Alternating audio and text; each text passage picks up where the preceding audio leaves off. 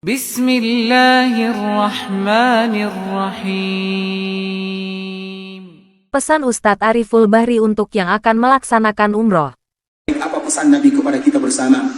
Al-hujjaj wal-ummar wafdullah, da'ahum fajabu, sa'aluhu fa'atahum. Sesungguhnya orang yang melaksanakan ibadah haji dan orang yang melaksanakan ibadah umrah, mereka tamu Allah, kita bukan tamu manusia. Da'ahum fa'ajabu, yang memanggil kita datang ke sini adalah Rabbul Izzati wal Jalalah. Allah tanamkan dalam setiap hati manusia yang beriman kepada Allah dan cinta kepada Nabi-Nya, hati mereka terpaut ke Mekah dan Madinah. Artinya yang memanggil kita datang ke sini adalah Allah Azza wa Jalla, bukan siapa-siapa. Sehingga dikala Allah yang memanggil kita, maka wajar kita disebut dengan tamu Allah. Da'ahum fa'ajabu, al-hujjaj wal-ummar wafdullah. Para jemaah haji, para jemaah umrah, mereka tamu Allah. Apa konsekuensi daripada tamu? Tamu Allah. Maka kita harus menjaga etika, menjaga adab dikala kita berada di tanah haram, karena kita adalah tamunya Allah.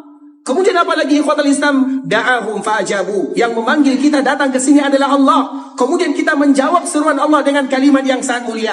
Labbaik Allahumma labbaik, labbaik la syarika laka labbaik. Ya Allah, kami betul-betul menjawab seruanmu. Kami datang ke sini bukan karena manusia, bukan karena pujian, bukan karena ini, bukan karena itu, tapi karena ingin mengharapkan ampunan darimu.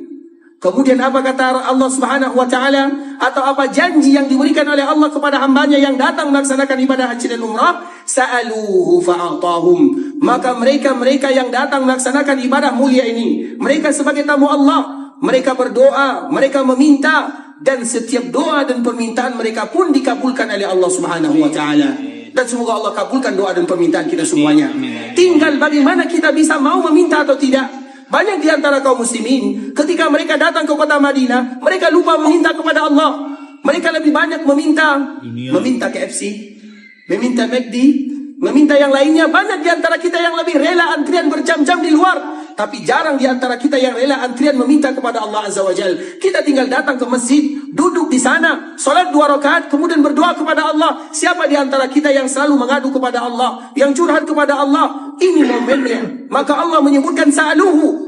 Mereka pun berdoa, meminta, mengharap kepada Allah, merintih kepada Allah. Sa'aluhu fa'atahu.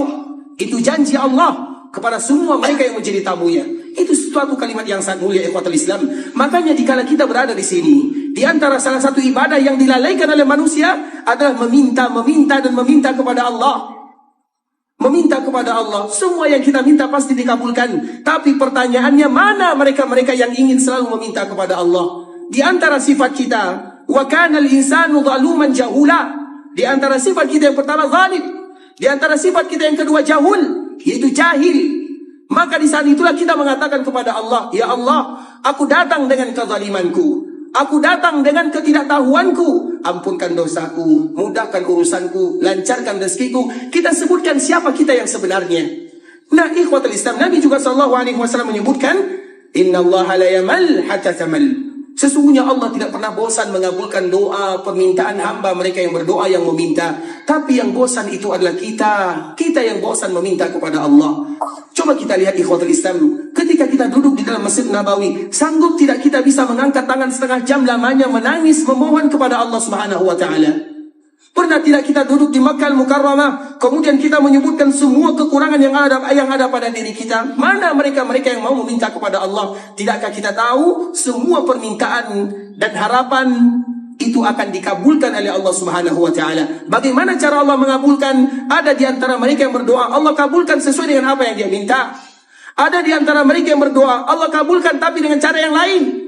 Ada di antara mereka yang berdoa, Allah tidak kabulkan di dunia, tapi Allah simpan di akhirat sana, sehingga nanti dikala dia wafat, dikala dia dibangkitkan, maka tiba-tiba dia mendapatkan sebuah amalan yang sangat luar biasa. Dia pun bertanya, ya Allah, dari mana amalan ini? Ternyata amalan itu adalah doa-doa kita yang dulu belum dikabulkan oleh Allah dalam kehidupan dunia. Tinggal bagaimana kita berdoa, bermohon, meminta kepada Allah. Jadikan setiap sujud begitu lama bermohon curhat kepada Allah. Begitu juga momen-momen yang indah. Oleh karenanya ikhwatul Islam, ketika kita menjadi tamunya Allah Subhanahu wa taala, maka di antara salah satu adab tamunya Allah adalah selalu berdoa, bermohon, meminta kepada Allah Subhanahu wa taala, dan semoga Allah Subhanahu wa taala mengabulkan setiap doa dan permintaan kita bersama. Allah terima amal ibadah yang kita lakukan.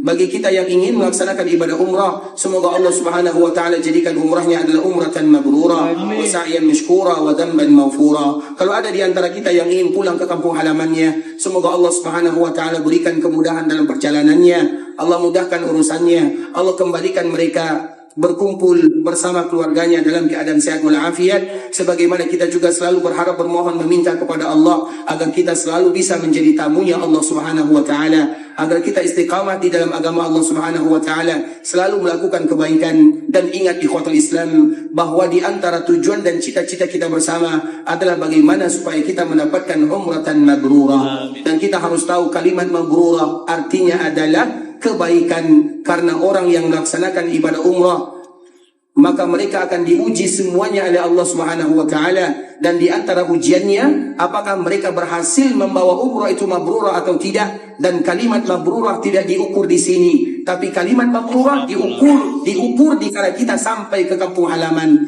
Dikala kita di sini kita kuat semangat melakukan ibadah salat, apakah di kampung kita masih kuat melaksanakan ibadah salat?